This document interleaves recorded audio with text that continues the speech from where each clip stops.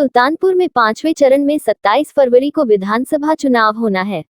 इसको लेकर भारतीय जनता पार्टी ने अपना चुनाव प्रचार तेज कर दिया है। इसी को लेकर भारतीय जनता पार्टी के राष्ट्रीय अध्यक्ष जेपी नड्डा सुल्तानपुर पहुंचे और यहां के 5 भाजपा प्रत्याशियों के समर्थन में जनसभा कर लोगों को संबोधित किया। नगर के खुर्शीद क्लब में आयोजित इस जनसभा को सुनने के जिले के हजारों लोग पहुंचे हुए थे।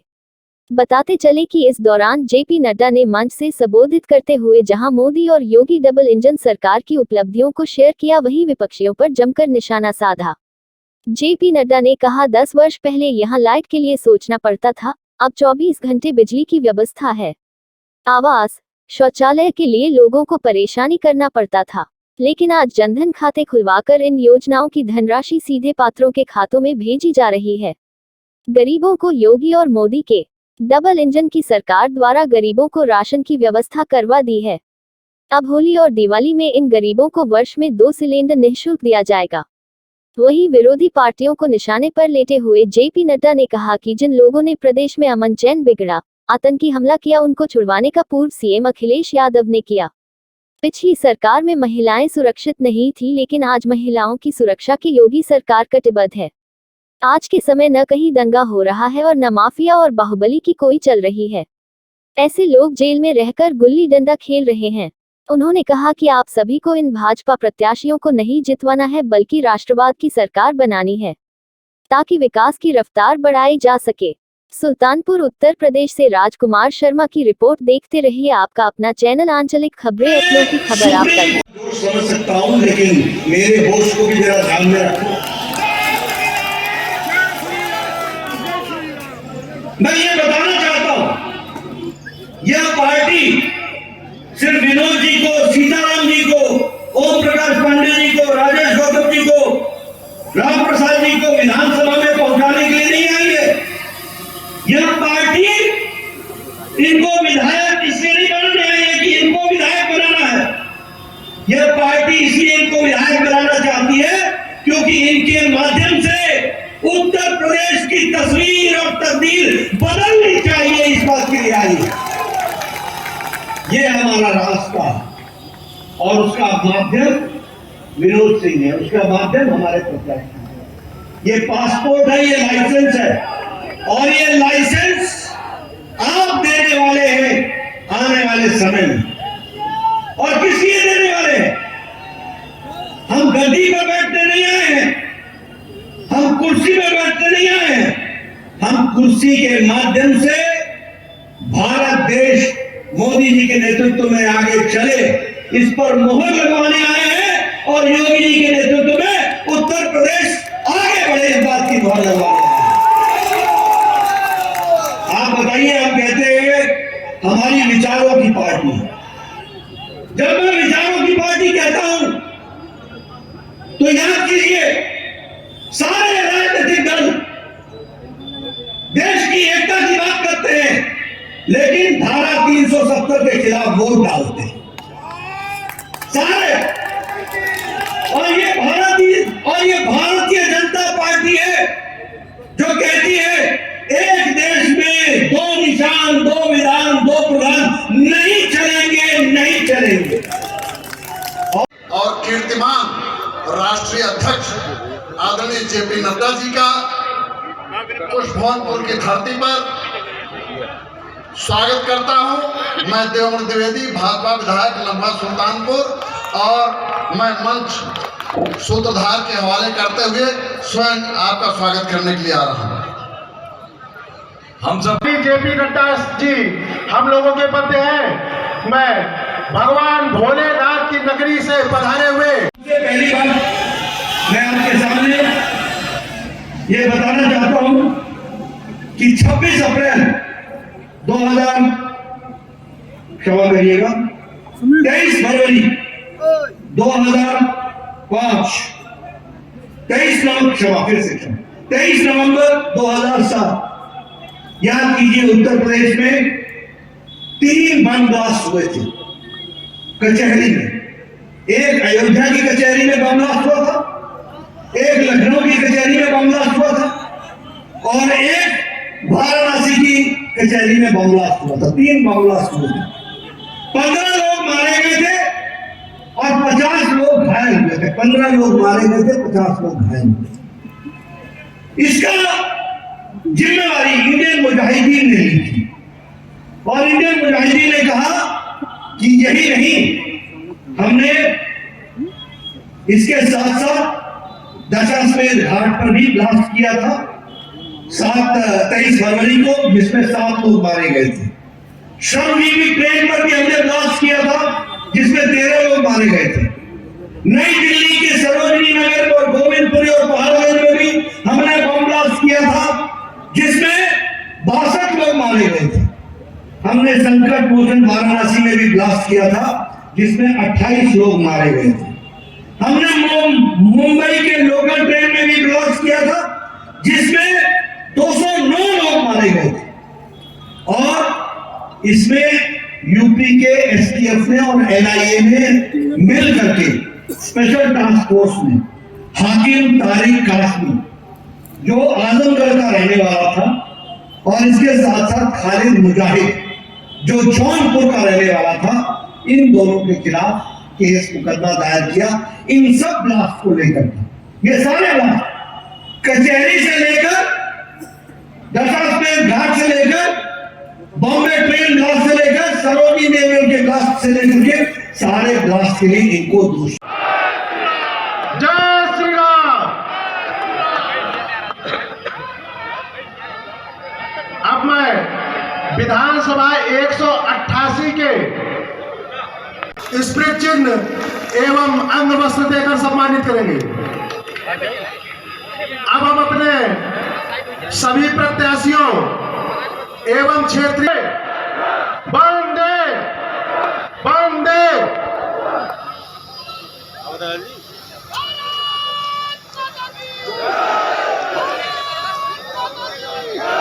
भगवान भोलेनाथ के आशीर्वाद के साथ हमारे राष्ट्रीय अध्यक्ष जी का स्वागत भाषण करें।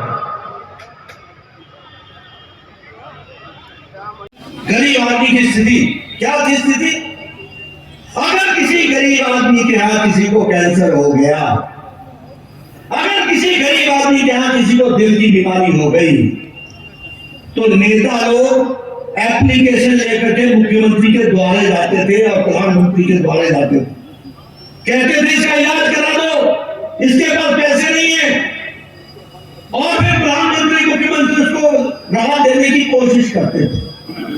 लेकिन गरीब आदमी का गांव में खेत बिक जाता था, मकान बिक जाता था। क्या ये स्थिति थी कि नहीं थी? बताओ, थी कि नहीं थी?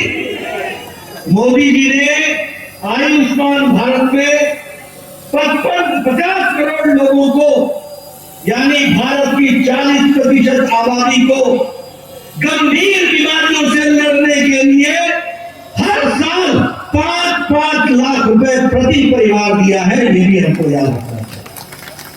2.5 करोड़ से ज्यादा लोगों का इलाज हो चुका है पिछले 3-4 सालों में। 2.5 करोड़ से ज्यादा गंभीर बीमारी। और कौन ही बेचारे लोग? गरीब लोग, रिक्शा वाला, फेरी वाला, रेडी वाला, ठेले वाला, सब्जी वाला, बाल काटने वाला, रैक पिकर जो कूड़ेदान से प्लास्टिक उठाता है, ऐसे गरीब लोगों को मोदी जी ने 5 लाख रुपए का, हर साल 5 लाख रुपए का हेल्थ कवर दिया। ये हमको इसलिए मैं भाषण देने नहीं आया हूं। किस तरीके से गरीबों के बारे में, उत्थान के बारे में सोचा गया है, वो आपको बताने आया हूं। आप बताइए, स्वच्छ भारत अभियान, मोदी जी ने कहा मैं स्वच्छ अभियान शुरू करूंगा लाल किले के प्राचीर से 2014 में। मुझे याद है, ये जो चांदी के चम्मच के साथ पैदा हुए नेता है ना, कांग्रेस, इंडियन नेशनल कांग्रेस और समाजवादी पार्टी के, इन्होंने मजाक उड़ाया था, मखौल उड़ाया था और ये कहा था कि प्रधानमंत्री स्वच्छता की बात करता है, लाल किले से कोई और बात नहीं कि 100 पैसा भेजता हूं, 100 रुपए भेजता हूं तो 15 ही पहुंचता है। आज मोदी जी ने 45 करोड़ जनधन खाते खोलकर, चाहे किसान हो, चाहे युवा हो, चाहे महिलाएं हो, उनके खाते में बिना बिचौलिए के सीधे भारत सरकार का पैसा पहुंचाने की योजना की है। अब जनधन खाते में 100 रुपया उनके खाते में जाता है। यह है अंतर। इस अंतर को समझो। गरीब कितना सशक्तिकरण हुआ है। प्रधानमंत्री आवास योजना का पैसा सीधा जाता, प्रधानमंत्री गरीब कल्याण योजना का सीधा उन तक पहुंचता, प्रधानमंत्री किसान सम्मान निधि सीधी उन तक पहुंचती है। कोई बिचौलिया नहीं, कोई बीच में नहीं। और योजनाएं, सौभाग्य योजना उठा लो। अरे मोदी जी का इंतजार करना पड़ा। 18,000 गांव ऐसे थे जिनको बिजली नहीं थी। मैं 2012 के चुनाव में आया था। मैं 2012 के चुनाव में यहाँ पर प्रचार करने के लिए आया था। मैंने सबको कहा कि भैया मेरे को सूर्यास्त से पहले घुमा लो गाँव, उसके बाद बड़ा मुश्किल होता है। तुम मेरे आगे ये 100 ऊर्जा लेके चलते हो, पता नहीं मैं नाली में गिरूं, कहाँ गिरूं, समझ में नहीं आता। सड़क कहाँ होगी, खत्म होगी, मालूम नहीं। अंधेरा ही अंधेरा, अंधेरा ही अंधेरा। ये उत्तर प्रदेश मैंने अपनी आंख से 2012 में देखा है। और आज हमारे लोग बोलते हैं 16 घंटे नहीं, 24 घंटे बिजली चाहिए। 24 आवर, 24 घंटे। 18,000 गांव को बिजली दी है। 2.5 करोड़ लोगों के घर में बिजली पहुंचाई है तो मोदी जी ने पहुंचाई है, योगी जी ने पहुंचाई है। इस बात को याद करना चाहिए। 2012 मेरी डेट नोट करना। बाकायदा उत्तर प्रदेश के बतौर मुख्यमंत्री अखिलेश जी ने केस को वापस लेने के लिए हुक्म जारी किया और केस को विड्रॉ कर लिया। आतंकवादियों के खिलाफ केस विड्रॉ हो गया। इलाहाबाद हाईकोर्ट ने कहा आप ये केस वापस नहीं ले सकते हैं, इस केस पर मुकदमा चलेगा। इसी दौरान एक गोरखपुर में गोघर बम ब्लास्ट हुआ, उसमें भी इन दोनों का नाम आया, वो भी केस छुड़ा। उससे भी अखिलेश जी ने इनको बरी कर दिया। हाईकोर्ट, इलाहाबाद हाईकोर्ट ने केस चलाया और गोरखपुर के स्पेशल कोर्ट ने इनको 4 जिंदगियों तक आजीवन कारावास दिया। 4 जिंदगियों। मैं जानना चाहता हूं अखिलेश जी, ये जो काले बादल में आपको बता रहा हूं, क्या ऐसे लोगों को आप रक्षा के लिए लाओगे? ऐसे लोगों को मुख्यमंत्री बनाओगे? मैं पत्रकार भाइयों से बताना चाहता हूं कि अखिलेश जी आए तो पूछना, क्या ऐसे लोग मुख्यमंत्री बनेंगे जो रक्षक ही भक्षक बन जाए? अभी परसों अखिलेश जी ने कहा बीजेपी वाले संविधान को नहीं मानते। अरे तुमने शपथ ली थी कि मैं ईश्वर की शपथ लेता हूं कि मैं संविधान की रक्षा करूंगा, लेकिन तुम्हारे कर्तव्य बताते हैं कि तुमने क्या किया। तुमने शपथ ये ली कि मैं ईश्वर की शपथ लेता हूं कि मैं आतंकवादियों की रक्षा करूंगा। ये काम तुमने कर चुका। यही नहीं, रामपुर में 31 की रात 2007, 31 दिसंबर और 1/2008, 1 बजे रात को रामपुर में AK-56 से सीआरपीएफ के कैंप पर AK-56 राइफल से हमला किया इंडियन मुजाहिदीन के लोगों ने और लश्कर-ए-तोयबा ने। 7 लोग मारे गए, 7 हमारे पुलिस सीआरपीएफ के जवान मारे गए, 7 माताओं की गोद सुन्नी हो गई, 7 बहनें विधवा हो गई, 7 परिवार के बच्चे अनाथ हो गए। किसी ने सुन नहीं ली। NIA ने पकड़ करके निकाला तो इंडियन मुजाहिदीन का और हरकत इस्लामी का जो कमांडर इन चीफ था, शहाबुद्दीन, बिहार का रहने वाला, वो पकड़ा गया। उसके खिलाफ मुकदमा चला, उसके कारण 7 लोग पकड़े गए। अखिलेश जी ने यही 23 अप्रैल 2012 को शहाबुद्दीन को भी ये कह करके छोड़ दे दिया कि सामाजिक सद्भाव रखने के लिए मैं शहाबुद्दीन को बरी करता हूं और उनके खिलाफ कि वो आगे क्या करने वाली है। वोट का आधार ये होना चाहिए कि पीछे उस पार्टी ने क्या किया है, वही तय करेगा कि वो आगे क्या करने वाले हैं। और जब मैं ये कहता हूं तो ये हमारे ही नेता हैं जो छाती ठोक करके सुल्तानपुर की जनता के सामने जाकर कह सकते हैं, अपना रिपोर्ट कार्ड ले करके जाते हैं। कोई political party, Samajwadi party, Indian national Congress कभी भी अपना रिपोर्ट कार्ड लेकर के नहीं आती है। हमेशा नए नए नारे लेकर के ये हम ही हैं जो कहते हैं कि जो कहा था वो किया है, जो कहेंगे वो करके दिखाएंगे। ये हमारा दम है। आप बताइए, आज अयोध्या में दीपोत्सव मनता है। आप बताइए कि आज भव्य कुंभ होता है कि नहीं होता है? दुनिया में कुंभ का नाम होता है कि नहीं होता है? दीपोत्सव का नाम होता है कि नहीं होता है? कृष्णा उत्सव के रूप में, कृष्ण उत्सव के रूप में मथुरा जाना जाता है कि नहीं जाना जाता? और उसी तरीके से वाराणसी में देव दीपावली होती है कि नहीं होती है? ये पहले किसने रोका था? क्यों अयोध्या सुनी पड़ी थी? क्यों दीपोत्सव नहीं होता था? क्यों भव्य कुंभ नहीं होता था? क्यों कुंभ की गलत गलत कहानियां आती थी? आज कृष्ण उत्सव क्यों होता है? ये इसलिए होता है कि जब नेतृत्व सही होता है तो जनता को भी सही दृष्टि मिलती है। ये भी हमको याद रखना चाहिए। और इसीलिए मैं आप सबको बताने आया हूं, जेपी नड्डा जिंदाबाद, जेपी नड्डा जिंदाबाद।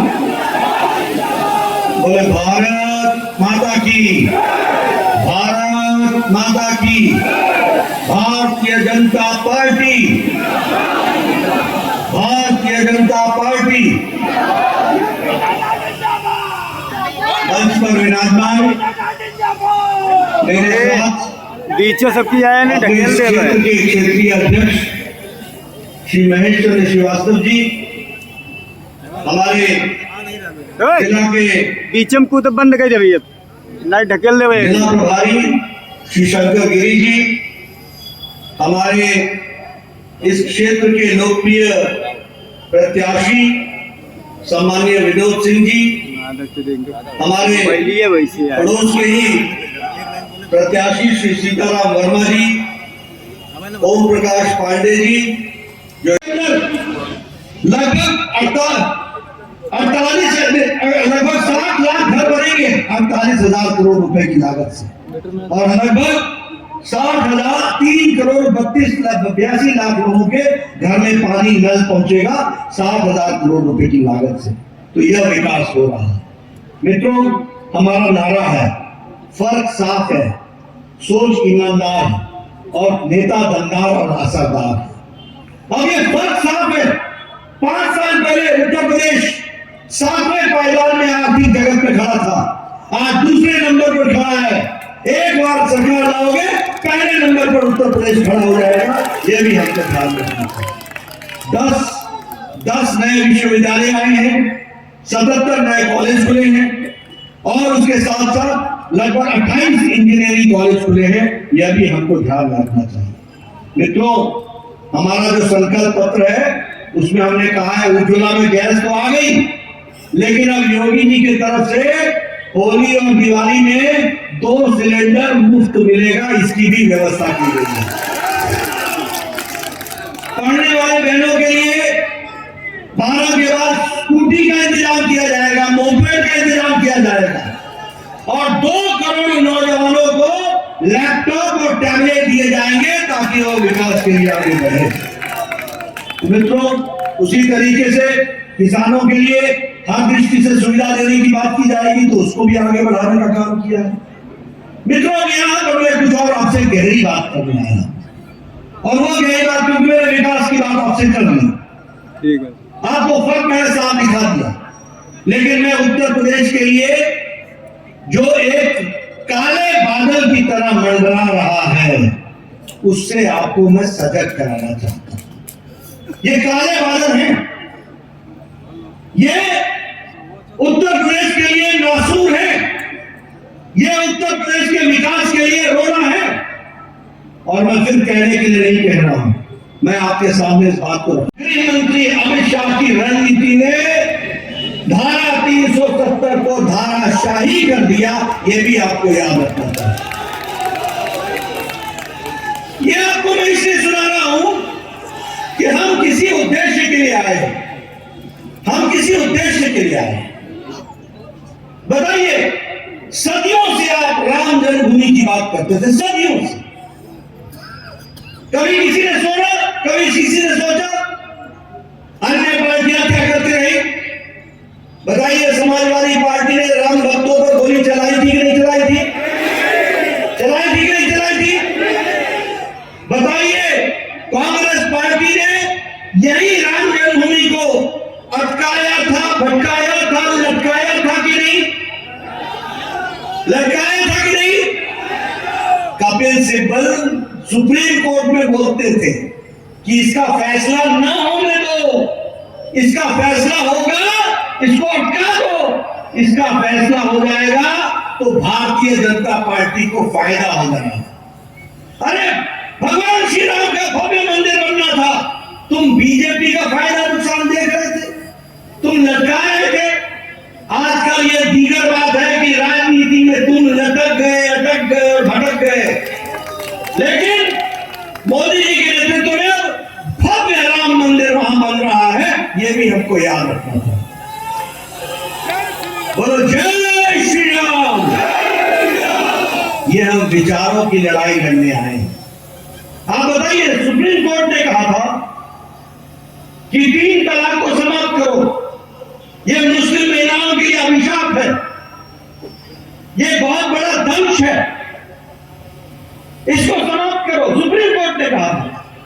किसी भी राजनीतिक दल में यह ताकत नहीं थी, किसी भी राजनीतिक दल के नेता में यह रीढ़ की हड्डी नहीं थी कि वह इसको हटा दे। वो समझौता करते थे, वो तुष्टिकरण।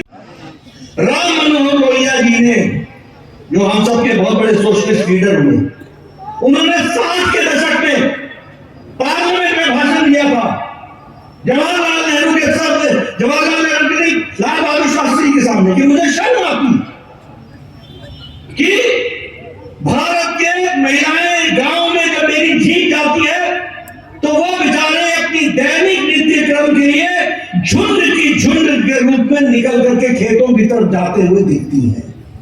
मुझे शर्म आती है, ये राम मनोहर लोहिया ने 60 के दशक में कहा था, और उस समय से लेकर 2014 तक किसी ने सुन नहीं ली। और मोदी जी ने पिछले 7 सालों में 11 करोड़ इज्जत घर बना करके 11 करोड़ बहनों को इज्जत देने का काम किया, महिला सशक्तिकरण। आप सोचिए, आप सोचिए भैया मेरे, आप सोचिए कि 11 करोड़ बहनें, 11 करोड़ बच्चे अपने परिवार के, अपने दैनिक नित्यक्रम के लिए घर से बाहर खेतों में जाते थे। और उत्तर प्रदेश में भी यह संख्या कम नहीं थी, यहां उत्तर प्रदेश में भी 1.5 करोड़ लोग बहनें इसी तरीके से जाती थी। और आज बदलती तस्वीर है, कोई गांव उत्तर प्रदेश का ऐसा नहीं रह गया जो खुले में शौच जाता हो। सबके लिए शौचालय घर बना के दिए हैं, तो मोदी और योगी जी ने किए, यह आपको समझना चाहिए। इसलिए मित्रों, अब गरीब कल्याण अन्न योजना, बताइए राशन मिल रहा है कि नहीं मिल रहा है? राशन मिल रहा है कि नहीं मिल रहा है? मोदी जी का अलग से मिल रहा है, योगी जी का अलग से मिल रहा है, दोनों ration. Double engine, double engine, ये होता है डबल इंजन। जब गाड़ी 2 इंजन लेकर के आगे बढ़ती है तो आपको डबल डबल फायदा होता है। मोदी जी का भी राशन मिलता है, योगी जी का भी राशन मिलता है। लेकिन मैं आपको बताना चाहता हूं कि जब कोरोना के पिछली शती में, पिछले 100 साल पहले जब इस तरीके की महामारी आई थी, तो बीमारी से ज्यादा लोग भूखमरी से मर गए थे। और मोदी जी ने पिछले मार्च महीने 2020 के बाद से प्रधानमंत्री गरीब कल्याण अन्न योजना के तहत आपको, हर व्यक्ति को घर पर राशन पहुंचाने का काम किया है। तो मोदी जी ने किया, योगी जी ने किया, यह भी हमको याद रखना चाहिए। इसलिए मित्रों, विकास की एक नई कहानी, गरीब, वंचित, पीड़ित, शोषित, दलित, इसकी चिंता करने का काम किया। और विकास की बात करें, अब मुझे बहुत पुत्र कुश, उनके द्वारा बसाया गया ये शहर, ये नगर, ये पवित्र नगर जिसको आप सब लोग पुष्प भवनपुर के रूप में भी जानते हैं, ऐसी धरती के सभी सज्जन वृंद को मैं नमन करता हूं और आशीर्वाद देता हूं। मित्रों, यह महर्षि वाल्मीकि और ऋषि दुर्वासा की भी तपोस्थली रही है, और इसके साथ साथ यहां पर मां भवानी के मंदिर, जो पूज्य मंदिर जिनकी हम सब लोग आराधना करते हैं, ऐसे पवित्र भूमि पर मुझे आने का सौभाग्य मिला। मैं पुनः इस पुण्य भूमि को नमन करता हूं। यह क्रांतिकारी भूमि भी है, वीरों की भूमि भी है।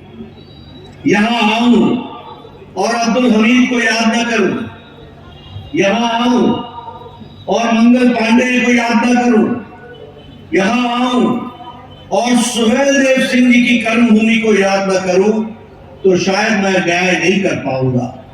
ऐसी भूमि को मैं आशीर्वाद भी लेता हूं और नमन भी करता हूं।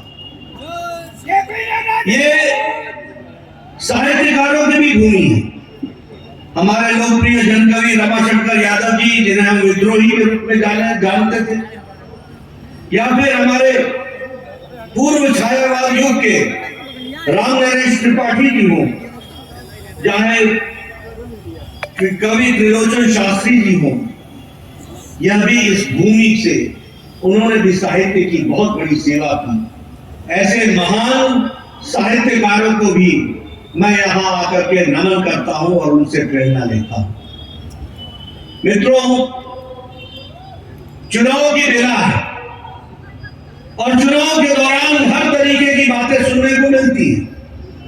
हर पार्टी लोग लुभाने वाले वादे लेकर के आ जाती है। हर पार्टी, हर नेता नए नए वादे करता है। मैं ये तो जानता हूं कि यहां बैठे लोग इतने धूप में, इतनी कड़ी धूप में अगर मुझे सुनने के लिए आए हैं, तो उन्होंने तो मन बना लिया है कि उनका वोट भारतीय जनता पार्टी को मिलेगा। वो वोट देने के मन से आए हैं, इसके लिए आपका बहुत बहुत धन्यवाद। ये आप नहीं कर सकते, इनके खिलाफ भारत के कानून के तहत आरोप लगा करके मुकदमा चलेगा। और आपको जान करके खुशी होगी कि गोरखपुर के हाईकोर्ट ने, बनारस के हाईकोर्ट ने, इलाहाबाद के हाईकोर्ट ने इनको 4 लोगों को सजाए और 3 लोगों को आजीवन कारावास दिया है। ये हमको ध्यान रखना है। इसलिए मित्रों, एक तरफ योगी जी है जो आपकी रक्षा के लिए दिन रात एक करके काम कर रहे हैं, और एक तरफ ये अखिलेश जी लोग हैं जो खान साहब को, फलाने साहब को, अंसारी साहब को, इनको प्रोटेक्शन देने का काम कर रहे हैं। आप बताइए, ऐसे लोगों को आप समर्थन देंगे क्या? ऐसे लोगों को आप समर्थन देंगे क्या? मित्रों, ये मैं सुल्तानपुर में यहाँ बैठे लोगों को, माताओं बहनों को सिर्फ नहीं कह रहा हूं, आपके माध्यम से सुल्तानपुर के हर विधानसभा के लिए मैं अपील कर रहा हूं कि आप इन सब लोगों को आप चुनाव जिताएं। ये राष्ट्रवाद का रास्ता है, ये विकास का रास्ता है, ये आगे बढ़ने का रास्ता है, और समाजवादी पार्टी का रास्ता विनाश का रास्ता है, अपने ऊपर काले बादल छाने का रास्ता है। ये हमको ध्यान रखना है। और इसलिए मैं आपसे अपील करने आया हूं कि आप पूरी ताकत लगा करके नौजवान साथी चुनाव तक चुप मत बैठना, घर घर जाओ, गांव जाओ, लोगों को संदेश दो कि विकास के दूसरा नाम है तो भारतीय जनता पार्टी है, राष्ट्रवाद का नाम है तो भारतीय जनता पार्टी है, देश को आगे बढ़ाने का नाम है तो नरेंद्र मोदी है, और प्रदेश को आगे बढ़ाने का नाम है तो योगी आदित्यनाथ है। उसको लेकर के आगे बढ़ो। मुझे पूरा विश्वास है कि आप ये काम करेंगे, और मीडिया वाले मेरे प्रश्नों को नोट कर लिया होगा, वह जरूर अखिलेश जी से पूछेंगे। मैं हवाई की बात करने वाला आदमी नहीं हूं, मैं तथ्यों के साथ जनता के बीच में जाने वाला आदमी हूं। और इसीलिए मैं ये बात आपको बता रहा हूं, ये मुद्दा होना चाहिए चुनाव का। एक तरफ रक्षक है योगी जी, एक तरफ रक्षक है हमारे भारत के प्रधानमंत्री, एक तरफ भक्षक है जो कानून की आड़ में अपने आप को पनपाते हैं और अपने लोगों के माध्यम से जनता को अंधकार में ढकेलते हैं। ये आपको याद रखना चाहिए। आपने मेरी बात सुनी, इतने धूप में आप बैठे रहे, आपका बहुत बहुत धन्यवाद। जय भारत, जय उत्तर प्रदेश। बहुत बहुत धन्यवाद माननीय राष्ट्रीय अध्यक्ष जी। सुल्तानपुर की ये जनता आपको विश्वास दिलाती है। सुल्तानपुर फाइट की फाइट 5 विधानसभा सीटें जीतकर भाजपा की झोली में डालेगी। अब मैं अपने मैं 3 घंटे में आ जाऊंगा, मैं 4 घंटे में आ जाऊंगा, मैं 5 घंटे में आ जाऊंगा। मैं उसे पूछता हूँ कैसे आ जाओगे? एक्सप्रेस हाईवे पकड़ेंगे और आ जाएंगे, हाईवे पकड़ेंगे और आ जाएंगे, हाईवे पकड़ेंगे आ जाएंगे। ये हाईवे कहाँ था भैया? ये मोदी जी का क्यों इंतजार कर रहा था? आज Purvanchal express, Ganga express link, अपना बुंदेलखंड एक्सप्रेस वे, हमारा गोरखपुर एक्सप्रेस वे, हर जगह एक्सप्रेस वे बन रहा है। और 4 लेन, 6 लेन, ये 6 लेन और 4 लेन बन रहा है। इसको समझना पड़ेगा, इसको जानना पड़ेगा। मैं तो कहता हूं मित्रों, ये सड़क नहीं है, ये उत्तर प्रदेश की विकास की गंगा की कहानी है। ये आपको याद रखना चाहिए। ये विकास की कहानी। आज आपके यहाँ लखनऊ में अटल बिहारी मेडिकल यूनिवर्सिटी बन रही है। आज आपके यहाँ आयुष यूनिवर्सिटी बन रही है। आपके यहाँ 2 ऑल इंडिया सब मेडिकल साइंसेज हो गए। आने वाले समय में आपको इलाज के लिए दिल्ली नहीं आना पड़ेगा, आपका इलाज उत्तर प्रदेश में हो जाएगा। यह मोदी जी ने व्यवस्था की है। और आपको जान करके आश्चर्य भी होगा और खुशी भी होगी। आश्चर्य है कि 22-23 करोड़ की जनसंख्या उत्तर प्रदेश, और 2014 में जब मैं स्वास्थ्य मंत्री बना तो उस समय यहां पर 14 मेडिकल कॉलेज थे, सिर्फ 14 मेडिकल कॉलेज। और आज मोदी जी के आशीर्वाद से 59 मेडिकल कॉलेज हैं, जिसमें सुल्तानपुर भी आता है। यह भी आपको ध्यान रखना चाहिए। क्यों नहीं चिंता हुई? आज सुल्तानपुर में मेडिकल कॉलेज कैसे हो रहा है? इसलिए हो रहा है कि मोदी जी ने तय किया कि हमारा बच्चा बाहर नहीं जाएगा पढ़ने के लिए, वो डिस्ट्रिक्ट में ही पढ़ेगा और वहीं के गांव की सेवा करेगा, वही मेडिकल कॉलेज बनाएंगे। इस बात को लेकर के पूरा किया।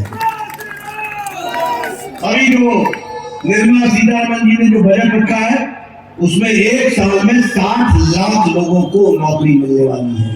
प्रमोशन लिंक इंसेंटिव के तहत 60 लाख लोगों को नौकरी मिलेगी। 1 साल में 20,000 करोड़ के लागत से 25,000 किलोमीटर सड़क बनने वाली है।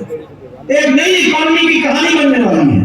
और यही नहीं, लगभग 80 लाख नए घर बनेंगे, पक्के मकान। वैसे आपको बता दूं, 1,36,00,000 मकान बन चुके हैं और मेरे ख्याल से शायद 70-80 लाख उत्तर प्रदेश में बन चुके हैं मकान। और ये मकान कैसे? अलग रसोई घर, उसमें गैस का कनेक्शन, अलग शौचालय, रहने के लिए अलग कमरा, अहाता अलग और टेरेस अलग।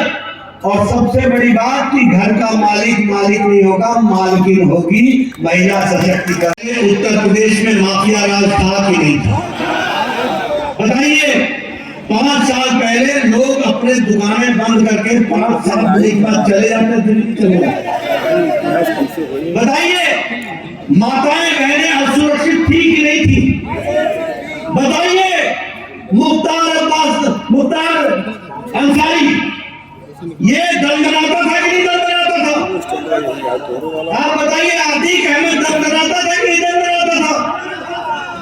आप बताइए, ये सारे लोग, ये आजम खान दंडनाता था कि नहीं दंडनाता था? आजकल ये तीनों के तीनों जेल में गुल्ली डंडा खेल रहे हैं कि नहीं खेल रहे हैं?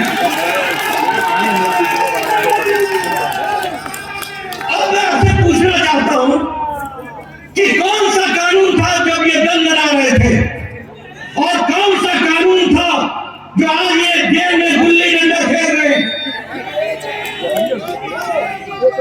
मित्रों, कानून एक था, पर उस समय राजा की आंखों में पट्टी बनी थी।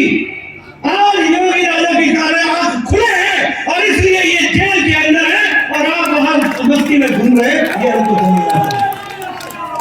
उस समय के राजा के आंखों पे पट्टी बांधी गई थी और बनवाई थी। मैं न देखूं करो मौत। मैंने सुना अखिलेश जी इन लोगों को साहब के नाम से संबोधित करते हैं। साहब, वाह रे वाह, वाह रे सपा, ये काले बादल आने जेल से लड़ रहे हैं, आने बेल पर है। मित्रों, आप बताइए 5 साल पहले अखिलेश जी के राज में 200 दंगे हुए थे कि नहीं हुए थे? आप बताइए 308 बंद हुआ था कि नहीं हुआ था उत्तर प्रदेश? कर्फ्यू लगा था कि नहीं 701? योगी जी के टाइम पर एक भी दंगा नहीं हुआ और किसी की भी बंद कराने की हिम्मत नहीं है। और हर एक जुलूस ठीक से निकलता है कि नहीं निकलता है? विसर्जन ठीक से होता है देवी जी का कि नहीं होता है? परमिशन मिलती है कि नहीं मिलती है? ये है